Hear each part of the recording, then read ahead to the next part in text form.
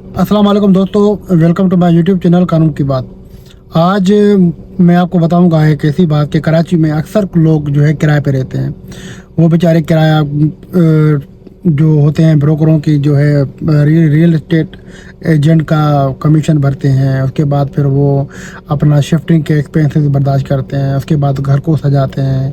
3 महीने गुजरने के बाद, 4 महीने गुजरने के बाद, 5 महीने गुजरने के बाद फिर मालिक मकान कहता है घर खाली करो, मुझे पर्सनल नीड में है, मुझे इस मसले में चाहिए, मैंने बेच दिया है, मैंने किसी थर्ड पार्टी को दे दिया है। तो मतलब कोई ज़्यादा किराया ऑफ़र करे तो वो खाली करवा देते हैं। तो ये जो मसले आजकल कराची में बढ़ रहे हैं, इस पर मैंने सोचा कि एक वीडियो बनाई जाए एक लीगल अवेयरनेस के लिए कि भाई आपको मैं ये बताता चलूँ कि देखें, मेरी बात सुने। कराची में लोगों को कानून की अवेयरनेस बिल्कुल नहीं है। मैं जहाँ तक मुझे पता है, यहाँ के लोगों को बर्थ सर्टिफिकेट और बेफार्म के लिए भी इतना परेशान देखा है मैंने कि उनको ये पता नहीं होता कि ये कैसे बनेगा, कहाँ से बनेगा, क्या रिक्वायरमेंट्स है। तो कोई बुरी बात नहीं है, लोगों को पता नहीं भी होता। हम बैठे हैं बताने के लिए, हम आपके लिए ही तो ये चैनल बनाया है, आपको बताने के लिए। मेरा कहने का जो मकसद है वो ये है कि आपको पता होना चाहिए कि मालिक मकान कौन कौन से ग्राउंड पर घर खाली करवा सकता है, कानून क्या कहता है इसके बारे में। सिंध रेंट प्रीमिसेस एक्ट के मुताबिक जो है ऑर्डिनेंस के मुताबिक, सिंध रेंट प्रीमिसेस ऑर्डिनेंस के मुताबिक आपसे मालिक मकान ये शराइत हैं जिनकी बुनियाद पे घर खाली करवा सकता है। नंबर 1, आपने कोई प्रॉपर्टी रहायश के लिए ली है, रेजिडेंशियल पर्पज़ के लिए ली है, लेकिन आप वहाँ पर कमर्शियल एक्टिविटी कर रहे हो, मालिक मकान खाली करवा सकता है। आपने वो अपने ज़ाती पर्सनल यूज़ के लिए लिए, लेकिन आपने आगे किसी और को दी हुई है, मालिक मकान खाली करवा सकता है। आप वहाँ पे कुछ गलत एक्टिविटीज़ कर रहे हो, मालिक मकान खाली करवा सकते हैं। आपके खिलाफ पड़ोसियों ने शिकायत की है कुछ उनको तंग करने की, या आप कुछ ऐसी कोई हरकतें करते हो जो पड़ोसी परेशान होते हैं, मालिक मकान खाली करवा सकता है। आप टाइम पे किराया नहीं देते हो, मालिक मकान खाली करवा सकता है। मालिक मकान को पर्सनल नीड में बोनाफाइड नीड है, वो पर्सनल यूज़ के लिए खाली करवा सकता है। ये ग्राउंड्स हैं जिनकी बुनियाद पर आपसे सिंध रेंट प्रीमिसेस ऑर्डिनेंस के तहत जो है ये आपसे मालिक मकान कोर्ट के ज़रिए जगह खाली करवा सकता है। वैसे तो नोटिस देता है, नोटिस पर ही खाली हो जाती है, लेकिन काफ़ी डिस्प्यूट भी होते हैं। काफ़ी लोग कहते हैं कि हमने कुछ तो किया ही नहीं है, इन सारी कंडीशन में तो हम आते ही नहीं हैं, हमने तो जगह ली है और शराफत से रहते हैं। और मालिक मकान भी कोई ख़ास रीज़न नहीं बताता खाली करवाने का।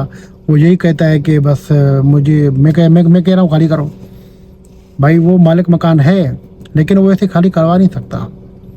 तो वो अपनी शिकायत उसको बतानी होगी, क्योंकि उसने एक चीज़ किराए के लिए दी है। या तो उसको पर्सनल चाहिए, बताए, या तो उसको कोई शिकायत है, बताए, नोटिस के ज़रिए बताए। आप उनको नोटिस का रिप्लाई करेंगे। ये कानूनी तरीका बता रहा हूँ आपको।